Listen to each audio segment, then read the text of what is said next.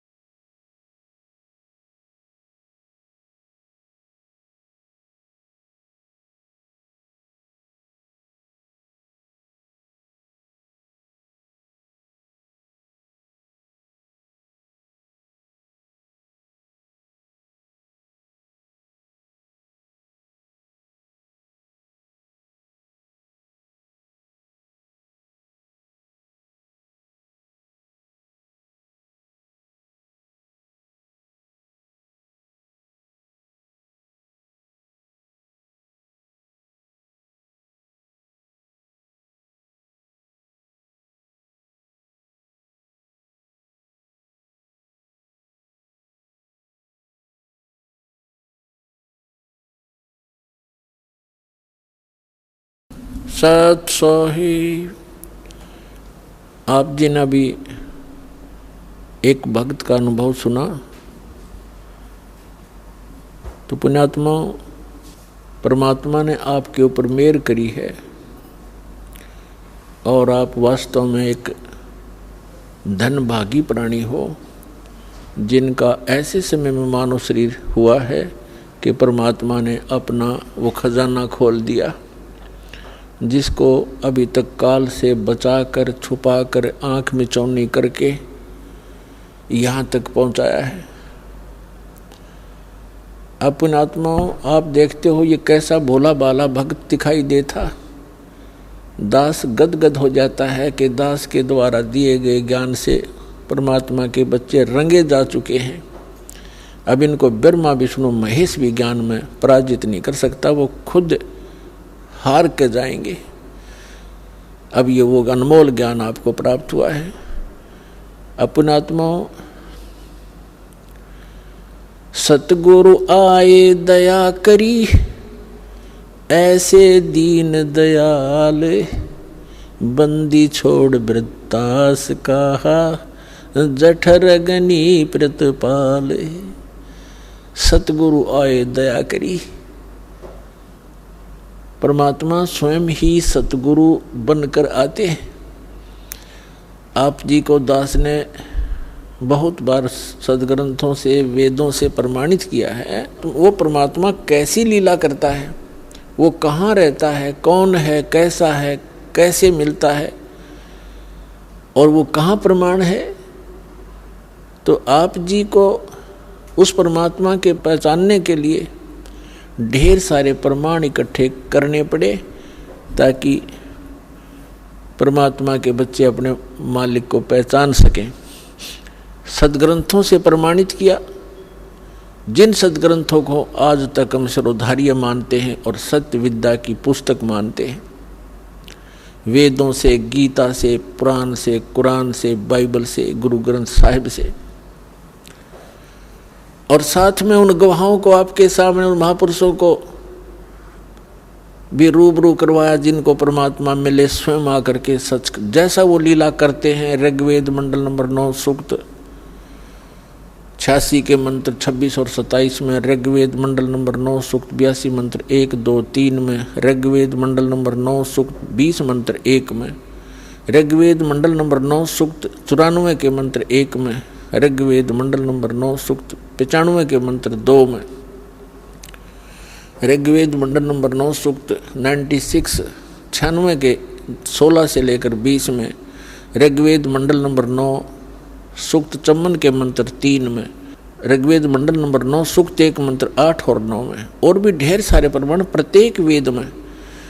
उसमें लिखा है कि वो परमात्मा ऊपर के लोकों में एक राजा के समान सिंहासन पर विराजमान है, और वहाँ से यहाँ आता है काल के लोक में अज्ञान को हटाने के लिए, क्योंकि काल भगवान ने प्रत्येक प्राणी को परमात्मा बुला दिया और अपने आप को प्रभु सिद्ध कर लिया, और सब अज्ञान भर दिया प्रत्येक जन जन के अंदर। अब सभी ने इस मरने और जीने को अंतिम मान लिया। कोई मर गया तो मर गया, कोई बात नहीं, हम बचे हैं। तो परमात्मा कहते हैं कि आप कब तक बचोगे, कभी ये फिर सोचना ही बंद कर दिया हमने। तो वो स्वयं आकर के ये ज्ञान कराते हैं, ये प्रमाणित सदग्रंथ प्रमाणित करते हैं, बताते हैं कि वो परमात्मा वहाँ से गति करके आता है, यानी चल कर आता है, अच्छी आत्माओं को मिलता है और उनको तत्व ज्ञान से परिचित करता है, अपना गवाह बनाता है। तो आपके अज्ञान को हटाने के लिए, आपको अपना पिता पहचानने के लिए कि आप उसको पहचान सकें, सभी सदग्रंथों का ज्ञान परमात्मा ने इस दास को दिया। और फिर उन महापुरुषों के अनुभव, महापुरुषों की वाणी, जिनको भगवान मिले, उन कैसा महसूस किया, कैसा भगवान को बताया और कैसे वहाँ गए, किस प्रकार उस परमेश्वर ने उनको वापस छोड़ा, ऊपर के सब लोग दिखा गए, वो आपके रूबरू कर दिए। तो अब हम अपने परमात्मा को पहचानने योग्य हो गए। पहले आपको शिक्षित किया, नहीं, पहले शिक्षा नहीं थी। और इस शिक्षा की कति आवश्यकता नहीं हमने। ये तो बेईमान बनाती है, अहंकारी बनाती है। एक छोटा मोटा अधिकारी बन जाता है, कोई IPS बन गया, कोई IAS बन गया, या कोई MLA MP बन गया, मंत्री बन गया, प्रधानमंत्री बन गया, या कोई डॉक्टर इंजीनियर बन गया। इसमें इतनी मरोड़ बढ़ जाती है, इतनी अकड़ आ जाती है, और मृत्यु 1 मिनट में मृत्यु हो जाती है। और फिर गधा बना फिर वहाँ बोरे लाद रखे कुमार के ऊपर, खा के इस जीव का। तो ये इस तत्व ज्ञान से हमारी बुद्धि सेट होएगी। हम जीव को, हम अपने आप को समझेंगे और हमने अपनी औकात का पता लगेगा। तो फिर हम, इस शिक्षा ने गढ़े बिगाड़ दिए। लेकिन परमात्मा को मालूम था कि एक बार इनको बिगाड़ना जरूरी है।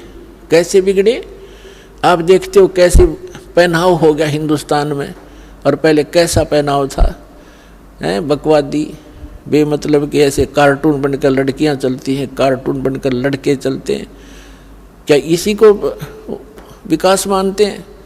लेकिन मालिक को पता था, और पहले इनको शिक्षित करूंगा, और शिक्षित करके फिर ये इंस्ट्रूमेंट, ये उपकरण बनवाए हैं। जैसे इलेक्ट्रॉनिक मीडिया बनाया है, CD DVD बनवा दी, मोबाइल बनवा दिए, इंटरनेट बनवा दिया, और ये TV चैनल बनवा दिए, ताकि मेरे बच्चे उन सदग्रंथों में स्वयं देख सकें अपनी आँखों से कि कैसा है भगवान, कहाँ रहता है भगवान, वो क्या करता है भगवान, और कहाँ है उसका प्रमाण।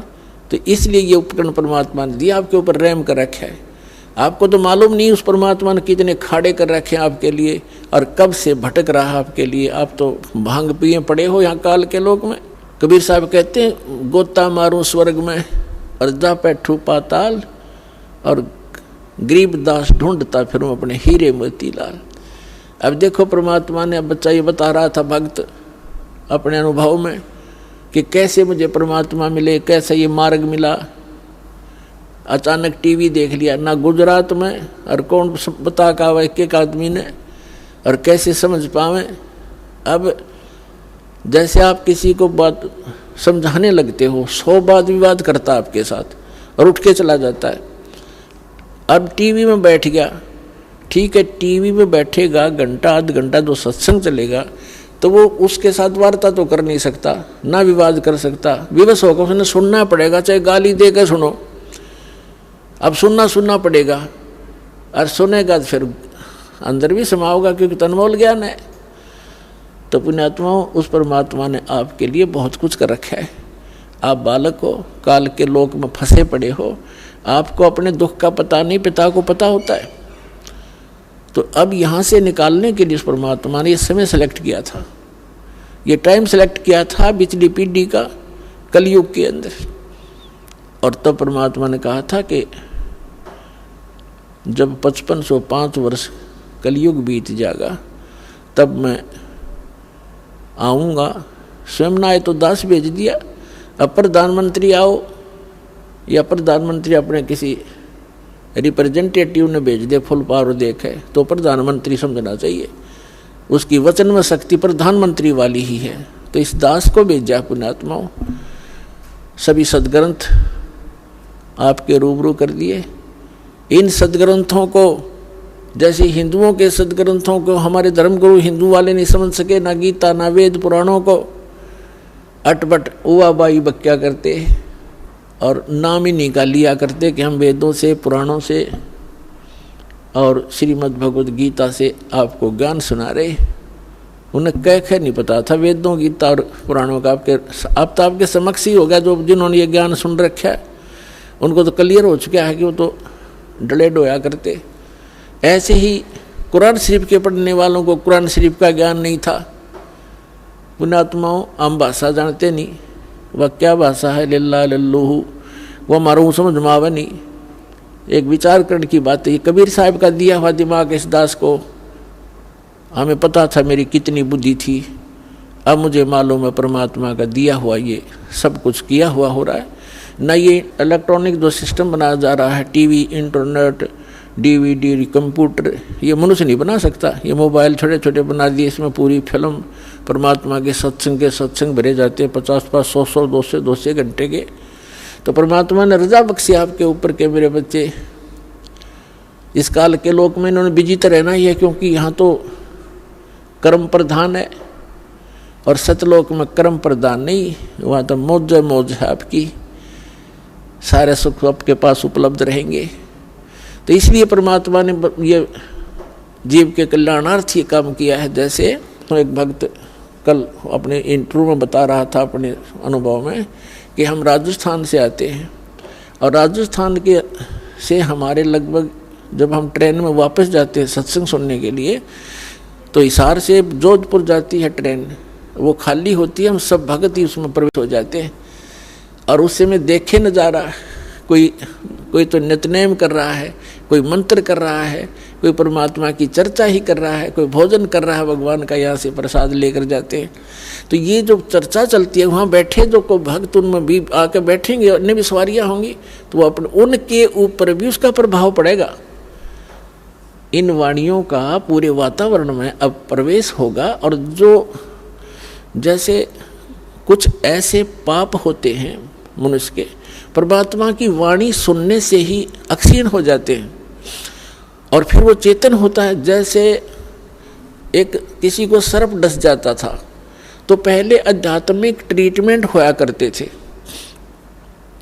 तो उसको गार्डू होते थे जो झाड़ फूक करने वाले, विष उतारने वाले, वो एक मंत्र बोला करते थे। जिसको सर्प ने डस रखा हो तो अचेत पड़ा है, वो ना उस मंत्र की लैंग्वेज जानता है, ना उसको सुन पा रहा है, और फिर वो गार्डू जो होता है विष उतारने वाला उस मंत्र को बार बार बुदबुदा रहा है, जिसके कारण उस वाणी से उसके मन उस विष उतर जाता है सर्प का और फिर वो चेतन हो जाता है। ना वो सुन रहा था, ना उसको उसकी भाषा जानता हो क्या बोल रहा है, और उसने प्रभाव कर दिया। ठीक इसी प्रकार ये वो मंत्र है उस परमपिता के, आपको काल भगवान ने डस रखा, अजगर ने, ये विष इस मंत्रों के, इस परमात्मा के वचन के इसके अतिरिक्त कोई उतार नहीं सकता। तो ये वाणी जो परमात्मा की है ये उस काल के विष को उतारने के लिए है। आप अचेत पड़े हो इस गंदे लोक में, न ये रहने का स्थान है। एक मिनट में ना जाने के बिजली गिर जा, हर एक टूक के लिए सारा दिन धक्के खाते, अंडे सो झूठ बोले, मिलावट करें, पता नहीं के जुल्म ढा लेते हैं और पाप फिर भोगने पड़ते, कुत्ते बड़े के सिर में कीड़े पड़ते हैं हमारे। तो ये जो वाणी परमात्मा ने भी साधन दिए हैं आपको, मोबाइल बूढ़े का देख ले, बालक के, सबकी जेब में, बहन बेटियों के पास हो गए। और इसमें पहले तो बकवाद भरा करते थे, फिल्म देखा करते, अटपट रखा करते, अरे परमात्मा की वाणी चलती है इसके अंदर। तो ये वाणी जैसे कोई खेत में गया है तो जाते हुए चल खेत में जाते हैं, किसान है, मजदूर है, चलो वहाँ करेंगे, नितने मोबाइल जेब में है, काम कर रहे हैं, मोबाइल ऑन कर लिया, काम भी कर रहा है, नितनेम भी कर रहा है, मंत्र भी कर रहा है, कान में लीड ला लिया, आजकल 100 सिस्टम दे दिया जाता ने, तो वो प्रभाव पड़ेगा सबके। जैसे एक किसान हल जोत रहा है, बीज बो रहा है, एक तो तम्बाकू पीवा गिर एक बीड़ी की घूट मारो और फिर न्यू, एक तो तम्बाकू का जो वासना वो जागी। अरे भगवान का भक्त परमात्मा के मंत्र करता करता बीज बोए, उस खाने वाले पे भी असर होगा उसका, जो उस अन्न को खाएगा। तो इसी प्रकार जो इस वातावरण में फैल रही है वाणी परमात्मा की, बच्चा बच्चा जन जन सब उसी की चर्चा करता है। कोई वाणी बोल रहा है, राम नाम रटते रहो जब तक घट में प्राण, कदे त दीन दयाल के बनक पड़ेगी कान। तो भक्ता के बच्चे ये वाणी बोलेंगे तो उसके आसपास जो और बच्चे होंगे उन पर भी असर पड़ेगा। तो इस प्रकार परमात्मा ने कहा कि इस कलयुग में पूरी सृष्टि इस सतनाम को प्राप्त करेगी और सब भक्ति करेंगे मेरे बच्चे और सब पार हो जाएंगे। बोलो सतगुरुदेव।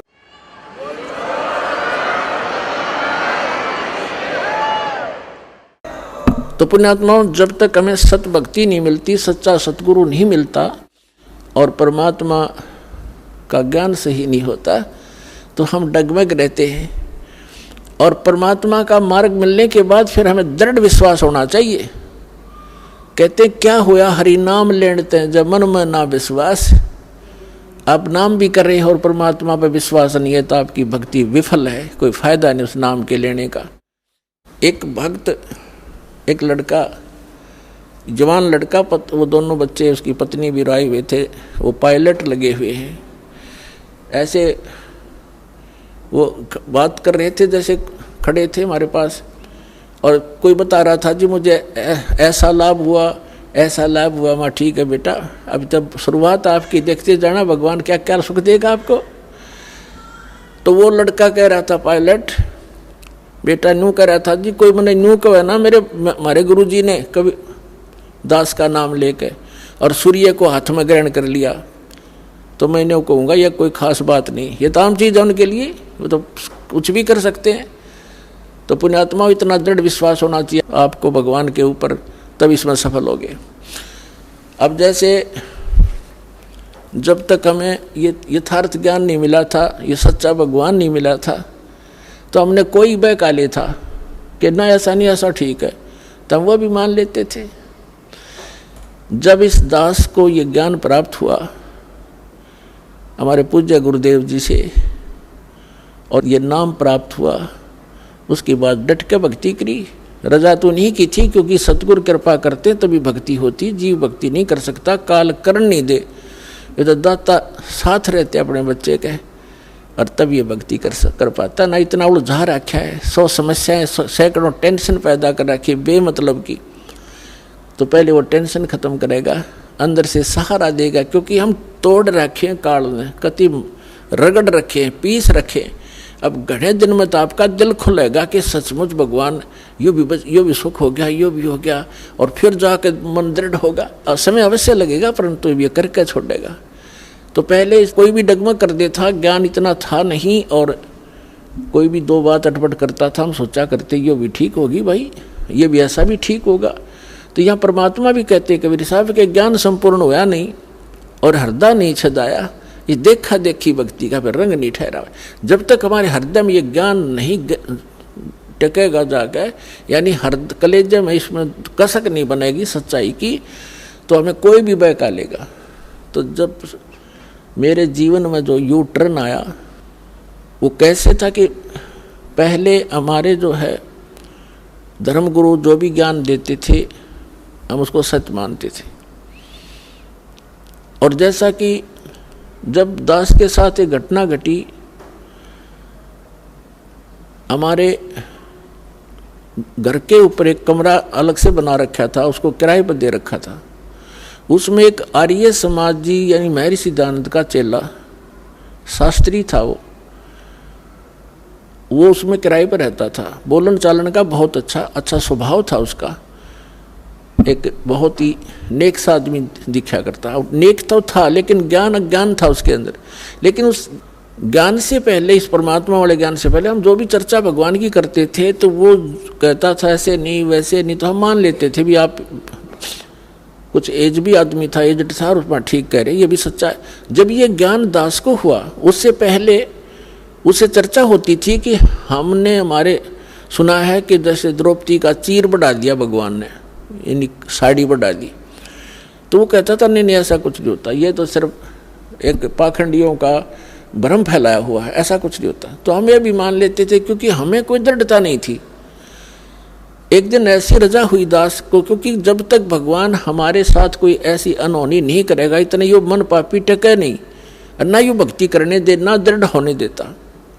तो दास ने ये जैसे भक्ति बोध है, ये कुछ पुस्तक बनवाई। सन 1988 में दास को नाम मिला था, 1989 और 90 की बात है।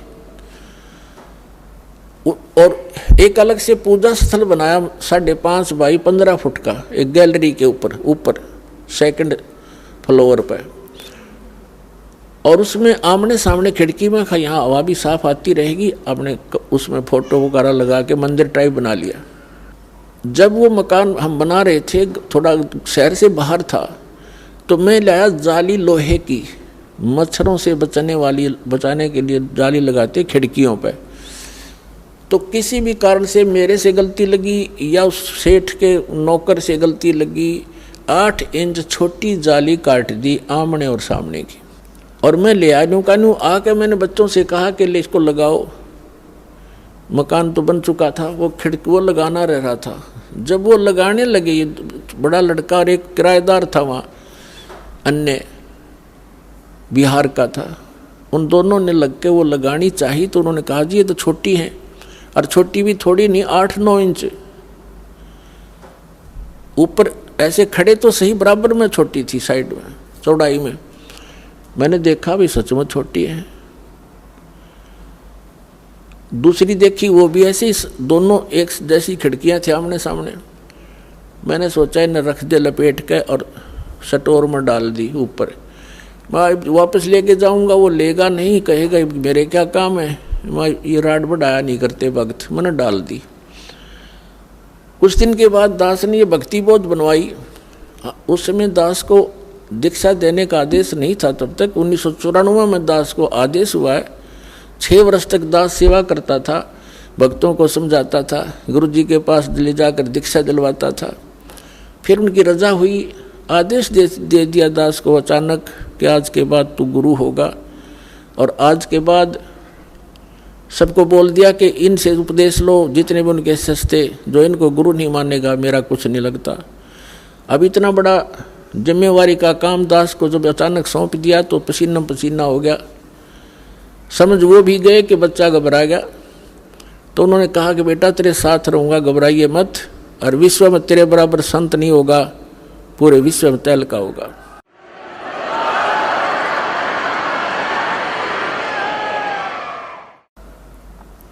तो उस समय तो मुझे ऐसा लगा कि अपने बच्चे को सभी शाबाशी दिया करते हैं और सभी अपने बच्चे की कामना किया करते हैं, ये बड़ा अफसर बनेगा और तू देखिए न्यू हो जाएगा। मुझे पता था मैं कैसा संत हूँ और क्या मैं कर सकता हूँ, लेकिन उस समर्थ के वचन से आज ये सब कुछ सफल हुआ है। आज देख रहे हो विश्व में कोई संत नाम की चीज़ नहीं। आप तो बालक नहीं हो, एजुकेटेड हैं, सारा सब इतिहास आपके सामने खोल दिए। और ये दास को वो ज्ञान कबीर भगवान ने दिया और मेरे गुरुदेव का आशीर्वाद फल रहा है।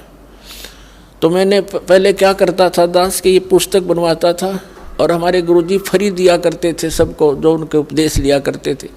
तो मैंने 5000 पुस्तक बनवाई और उनको रख दिया कि हमारे गुरुजी ज़्यादा रहते थे तलवंडी भाई, पंजाब के अंदर एक छोटा सा फिरोजपुर जिला में शहर है, कस्बा सा बरवाले जैसा, वहाँ ज़्यादा रहते थे। और भी 3-4 आश्रम थे। तो यहाँ नजफगढ़ के अंदर था एक आश्रम, अनाज मंडी में, एक मोघा के अंदर है, एक खन्ना में था, लेकिन ज़्यादातर वो तलवंडी रहते थे। और हरियाणा में केवल गरीबदास महाराज जी के एक समागम होता था। पर जैसे गरीबदास जी को भगवान मिले थे, कबीर साहब बहुत दिवस बोलते हैं उसको, उसमें छुड़ानी आया करते थे। तो हम इंतज़ार में रहते थे जब वो छुड़ानी आएंगे, वैसे मिलते रहते थे उनसे, लेकिन यहाँ वो दीक्षा देते थे और फ्री पुस्तक देते थे। तो मैंने वो पुस्तक बनवा ली। यानी जैसे आजकल मार्च में, अप्रैल में, मार्च में वो चले जाते थे, फिर आते भादुआ के अंदर आते थे सितंबर में, जब गरीबदास जी का निर्वाण दिवस होता था, और मार्च में होता था उनका बोध दिवस। ये 2 ही इन समागमों में आते थे। तो मैंने अप्रैल मार्च के समागम के बाद ये पुस्तकें बनवाने का निर्णय किया उनके आदेश से और बनवा कर रख ली। तो मैंने पूजा स्थल पर एक तख्त डाल रखा था, उन पर कपड़ा बिछा कर सुंदर वो सारी पुस्तक लगा दी। आएंगे गुरुजी तो उनको संभलवा देंगे, वो फिर देते रहेंगे, सेवा के लिए रख दी। उस एक खिड़की में से शीशा टूटा हुआ था खिड़की का, उसमें से चूहे बढ़कर उनको काटने लगे। 2-3 दिन के बाद मेरी नज़र गई कि चूहों ने काट दिया। तो फिर मुझे ये भी ध्यान आया कि एक खिड़की का शीशा तो बिल्कुल ठीक है, एक का शीशा टूटा हुआ है, और शहर से दूर होने के कारण एक छोटे से शीशे के लिए कोई चढ़ाने वाला भी तैयार नहीं होता थाने के लिए। 1-2 बार कोशिश भी की थी, वो टालमटोल कर देते थे, ज़्यादा कार्य होता आ जाते थे। तो मैंने, मेरे दिमाग ने काम किया कि वो दोनों जाली जो दोनों खिड़कियों की लाए थे, इनको ऊपर नीचे ओवरलैप करके लगवा देता हूँ, चूहों से बचाव हो जाएगा। तो मैंने उन बच्चों से कहा कि आप ऐसे करना, वो दोनों जाली उतार लो, उतरवा ले लेना तेरी माँ से, और इनको ऐसे ऊपर नीचे लगा के चढ़ा देना खिड़की पर। वो लड़का बोला जी ठीक है। छोटा लड़का था, 12-13 वर्ष का उस टाइम वो। और वो दूसरा जो एक और था, अनिल नाम का, बिहार से आया हुआ, किराए पर रहता था, वो जवान ठीक था, समझदार सा। तो उन दोनों को मैंने बोल दिया। मैं अपनी ड्यूटी पर चला गया। दास था जूनियर इंजीनियर, इन इरिगेशन डिपार्टमेंट हरियाणा। तो मुझे तो चिंता थी। मैं शाम को वापस आया तो मैंने क्या देखा, उस लड़के की माँ से पूछा। मुझे चिंता थी कि वो जाली लगा दी कि नहीं लगा दी, कि तुम्हारी लगाऊंगा मैं गेल लग के बालक से ना भी ध्यान रहा हो। तो क्या देखा मैंने, जाली लगा रखी और एक जाली वहीं पड़ी या लोहे की, और वो उसकी माँ अपना काम लग रही। मैंने उससे पूछा कि ये जाली वही है या कोई और लाए हैं बच्चे। तो वो कह रही थी कि ये कहाँ के और लावा था। मैंने सुबह रखी, कह रही हूँ भाई तेरा पापा कह के गया था तो जाली लगा दो या तुमने गुस्सा होगा फिर। अब आपके आने तक आध घंटा पहले मैंने उतार के स्टोर से डाली है और अभी लाकर वो बाहर गया खेलने के लिए, और मेरा कलेजा पकड़ा गया। मैं उसे प्रसन्न करूं, वो ध्यान नहीं दे रही क्योंकि उसको पता नहीं इस बात का, और मेरे सारे शरीर में सन्नाटा गया कि या तो ये जाली वो नहीं। ये कोशिश करी मैंने जानने की। वो बोली देख इनका जंग लगा हुआ है। मैंने उठाकर स्टोर में डाल रखी थी, ईब उतारी है 6 महीने के बाद, यानी मार्च के बाद भादुए में।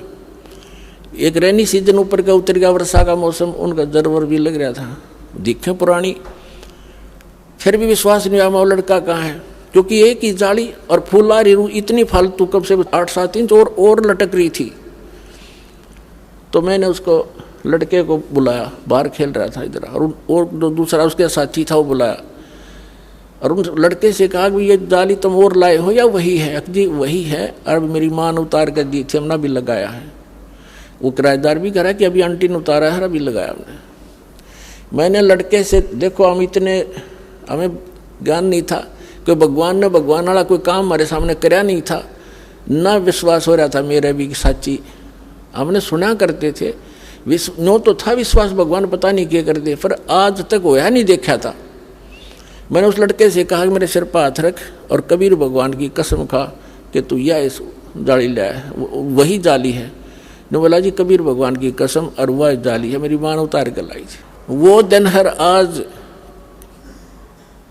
के हम मान्या करते कृष्ण भगवान ने साड़ी बढ़ा दी एक कपड़ा।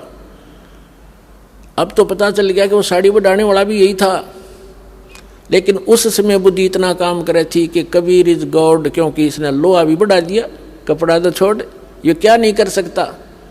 वो दिन सर आज पुण्यात्मा सन 1990 से लेकर आज 2013 हो गया, इस दास ने पीछा मुड़कर नहीं दिखाते। सारा संसार कुछ कहो कि कबीर भगवान नहीं है, इस दास की आत्मा से कोई निकाल नहीं सकता कि कबीर इज गॉड।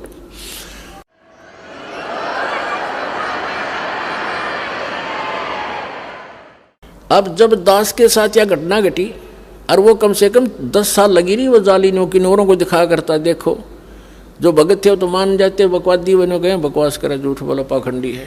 अच्छा भाई, तो फिर मैंने सोचा कि देख ये आर्य समाज का जो व्यक्ति है कितना अच्छा आदमी है, बोलन चालन का, व्यवहार का ठीक, अच्छा चरित्रवान व्यक्ति है, और इसको अज्ञान है। ये कहा करता कि ऐसे नहीं हो सकता, साड़ी नहीं बढ़ सकती। तो मैंने सोचा ला इसको समझा दूं, क्योंकि मेरे से पहले वो काफ़ी प्रभावित था, क्योंकि भक्ति में हम लगी रहे थे, पहले भी भक्त जैसे थे, हम नाम ना मिला था तब भी नेक नीति से रहना और कोई किसी को दुख नहीं देना, ये पहले से नेचर थी। मुझे ऐसा लगता था कि मेरी बात नहीं मानेगा, लेकिन ये अज्ञान इतना गंद ठोक दिया उस मूर्ख महर्षि सिद्धानंद अज्ञानी ने, बिगाड़ दिया कितने व्यक्तियों भोली आत्माओं को। तो मैंने उसके पास बैठकर जिक्र किया, जी मास्टर जी आप मानते हो श्री कृष्ण जी ने द्रौपदी की साड़ी बढ़ा दी थी, जैसे विषय बढ़ाना चाहा, मैंने उसको चलाना था विषय को कारण बना के। वो कहता जी नहीं ऐसे हम नहीं मानते। मैंने कहा जी, फिर मैंने उसको अपने उस जहाँ वो जाली लगा रखी थी ऊपर चौबारे में, उस गैलरी में, उस नीचे उसकी कक्ष था, उसमें बुला लिया, वहाँ बैठ के मैंने वो लड़के भी बुला लिए दोनों जिन्होंने जाली लगाई, इनकी माँ बुला ली ताकि इसका पेटा भर दूँ, विश्वास दृढ़ करवा दूँ और ये मान जा हमारी बात को। उसको मैंने कहा जी देखो आप तो कपड़े की बात करते हो, हमारे भगवान ने लोहे की जाली बढ़ा दी, आप सत्कर मानो। नो बोला, वो कहने लगा कि नहीं नहीं, आप ये कोई बात हुई, साड़ी कभी बढ़ती है, जाली कभी बढ़ती है। मैं बोला देखो आओ दिखाऊं आपको। बोला नहीं छोड़ो छोड़ो, हम नहीं मानते। अब वो काफ़ी अटपट बोलने लगा। मुझे आशा नहीं थी कि ये इतना एकदम ऐसे गिरगिट की तरह बदल कर ऐसी बकवास करने लग जाएगा। मेरी आशा के विपरीत उसने ये बात कही कि आप तो ये पाखंडियों के बकाई हुई बातें हैं, ये है। अब पाखंडी तो मैं जब हूँ, जब कोई मैं रोजी रोटी पाखंड से चला रहा हूँ। मैं तो नौकरी करता था, जूनियर इंजीनियर था, 2 रोटी सुथरी मिल रही थी। मैं अब भी मुझे पाखंडी कह रहा है, ये मूर्ख। तो मैं चुप हो गया कि मैं अब इससे आगे बोलना कोई अच्छी बात नहीं, ये सुनता ही नहीं। मैं चुप हो गया, चल भाई अब आप नहीं मानोगे तो मानो मैं भी ना आपकी, क्योंकि अब मैं दर्द हो गया, मेरे साथ घटना घट गई। थोड़ी देर में उसने पता नहीं भगवान जाने क्या सोचा कि अभी मकान मालिक से नाराज़ हो गया। तो उसने नम्रता के साथ कहना शुरू किया कि आप इंजीनियर हैं, एजुकेटेड हैं, ये तो अनपढ़ लोगों की बातें होती हैं, ये बढ़ा दिया, फलाना घटा दिया। मैं बोला ही नहीं, मैं कहा इससे कोई फ़ायदा नहीं है डिस्कस करने का। तो क्या कहने लगा कि मैं बताता हूँ, महर्षि दानंद ऐसे होते थे। महर्षि एक बार अपने कमरे में अभ्यास कर रहे थे, योग अभ्यास, और उधर से उनके दूध का समय हो गया, दूध पीता था वो सुबह सुबह। तो नौकर गया, उसने खिड़की से देखा महर्षि दानंद कमरा बंद, और उसमें योग आसन पद्म लगा के और योग अभ्यास के द्वारा ऊपर उठे और छत के सिर लगा के धीरे धीरे वापस आ गए, फिर ऊपर उठे। तो उसने औरों को भी बुलाया नौकर ने कि देखो महर्षि जी क्या कर रहे हैं। हाँ, तो पहले उसने मेरे से क्या कहा, जब मैंने कहा ना कि देखो ये जाली बढ़ गई, हमारी लोहे की जाली बढ़ गई, तो वो कहता था अब बढ़ा के दिखा जब मानू मैं। उसने ये कहा था कि अब बढ़ा के दिखा मेरे सामने जब मानू मैं। अभी मैं कोई बड़ा जादूगर थोड़ा ही हूँ, मैं नू नहीं कहता मैंने बढ़ाया, मैं तो कह रहा हूँ भगवान ने ऐसा ऐसा कर दिया। तो इससे वो मैं चुप हो गया था, मैं इसको क्या जवाब दूँ भाई, मैं बढ़ाऊँ तो फिर वो मैं अपने लिए तो नहीं कहा, भगवान के लिए कहा। तो फिर वो क्या कहता है कि देखो महर्षि ऐसे होते हैं, योग अभ्यास से छत के सिर लगा देता था, वापस आता था। मैं बोला झूठ, कतई नहीं मानूं, आप करके दिखाओ।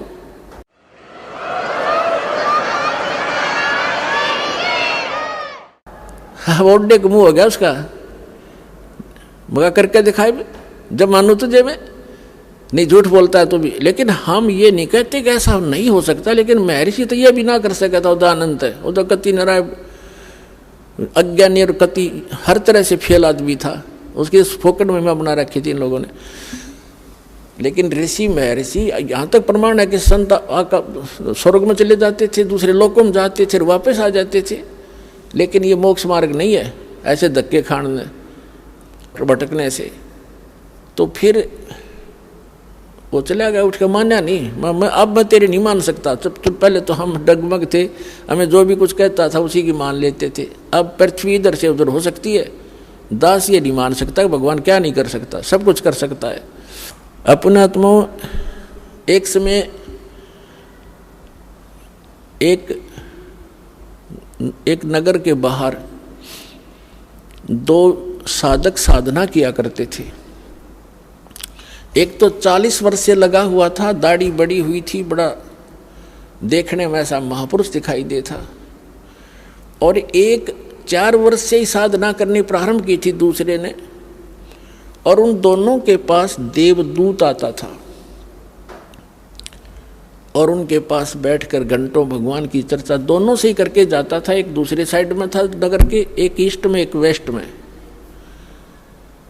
तो दोनों बड़े प्रसन्न होते थे, भगवान की चर्चा सुना करते थे।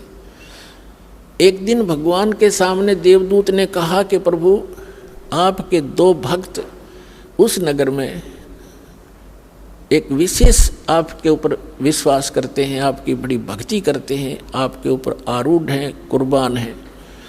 तो भगवान ने कहा कि उनमें से एक भक्त है, ये दूसरा भक्त नहीं है, वो तो वैसे ढोंग कर रहा है। तो देवदूत ने कहा कि वो भक्त होगा जो 40 वर्ष से आपके ऊपर कुर्बान है। पर भगवान ने कहा कि नहीं, जो 4 वर्ष से लगा है ना वो है भक्त। अब ये देवदूत का बात गले उतरे नहीं कि वो 4 साल से लगा रहे, 40 वर्ष से मालिक के नाम पर बैठा है, सब कुछ घर त्याग रखा है। तो भगवान ने उसके मन की वृत्ति जानकर कहा कि देवदूत, क्या मेरी बात पर विश्वास नहीं हुआ? देवदूत कहने लगा, जी भगवान आपकी बात पर अविश्वास हो ये तो हो ही नहीं सकता, लेकिन मेरी बुद्धि संकीर्ण है या मेरा गला उतरती को ना। तो परमात्मा ने कहा कि आप किस टाइम जाते हुआ? वहाँ पर कि 1 बजे से जाता हूँ, कि आज तू 2 घंटे लेट जाना और देर से जाना। देर से जाने का वो कारण पूछेंगे तो ये बताना कि आज भगवान ने ऐसा ऐसा किया, फिर उनकी दोनों की जो प्रतिक्रिया हो वह मुझे बताना। वो कहना ठीक है जी। अब 2-3 बजे गया देवदूत। उस दिन पहले गया उसके पास जो 40 वर्ष से बैठा था, उसने पता था कि यूँ खरा भगत है, वो ये सोच रहा था। अब उसने भी कारण जाना कि देवदूत आज तो बहुत लेट आए, क्या बात हुई? आपकी इंतजार कर रहा था, चर्चा करते भगवान की, अच्छा टाइम पास होता था। देवदूत ने कहा कि हे भक्त, आज के बताऊं, बस पूछे मत, आज तो मेरा कलेजा पकड़ेगा। आज भगवान ने ऐसी अनहोनी कर दी। 1 बजे उन्होंने कैसी अनहोनी करनी थी वो देखना था, उसको देख कर आया मैं। तो देवदूत ने पूछा, भी ऐसा क्या कर दिया भगवान ने? कि परमात्मा ने सुई के नाके में जिसमें धागा डाला कर उसमें हाथी निकाल दिया। तो वो नो कहे 40 साल का भगत है, ने बोला इसी झूठ बोल किसी का जच जा है, और आगे मत बताइए बात किसी का, ये कभी हो सकता है सुई के नौके में हाथी निकल जाए? अब देवदूत का बात याद आई भगवान की कि तो डांगर बैठे है, बता जब इसने इतना विश्वास नहीं, भगवान क्या नहीं कर सकता, खाक भक्ति करेगा। तब उसकी दिमाग का शकरू से सीधे हुए उस देवदूत के कि भगवान ठीक कह रहा था। फिर गया दूसरे के पास। अब उसके मन में ये थी कि दूसरा तो और भी गलत बोल लेगा, जो 4 वर्ष से लगा हुआ था। अब उसके पास जाकर बैठ गया। उसने भी पूछना ही था कि देवदूत बहुत लेट आए, क्या बात हुई, कुशल तो हो? उसको उन्होंने भी उसको ऐसे ही बताया कि ऐसे ऐसे परमात्मा ने एक लीला करनी थी 1 बजे, और मैं उसको देखने के लिए रुक गया। तो उन्होंने पूछा क्या लीला थी बताइएगा? कि भगवान ने तो कमाल कर दिया। अब बताऊं तो किसी का जचे नहीं, शर्म आओ मुझे, आम आदमी मानता नहीं। अब क्या बात बता तो फिर भी कि भगवान ने सुई के नाके में का हाथी निकाल दिया। वो भगत कहता है 4 वर्ष का, बस इसी को आश्चर्य मान रहा है। भगवान निकाल दे, सारी पृथ्वी ने सुई के नाके में गए।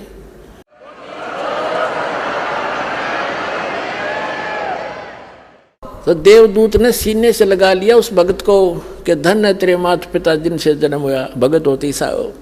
तो पुण्यात्माओं, इस भक्ति मार्ग में इम्पॉसिबल चीज नहीं होती और अविश्वास नहीं होना चाहिए। सतगुरु जो चावे सो कर ही, 14 कोट दूत जम डर ही, ऊत भूत जम त्रास निवारे और चित्रगुप्त के कागज पाड़े। बोलो सतगुरुदेव।